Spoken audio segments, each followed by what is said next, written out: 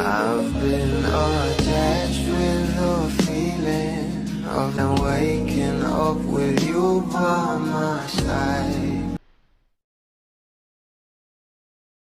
Talaga namang pinahimlay nga tayo ng ating Donnie at Belle kahapon sa naging kaganapan nga nila na kung saan ay umattend nga sila sa kasal ni Robby Domingo na talagang nag-trending nga agad sa social media, lalong-lalo pa ang bawat larawan ng ating Donnie at Belle sa reception nito.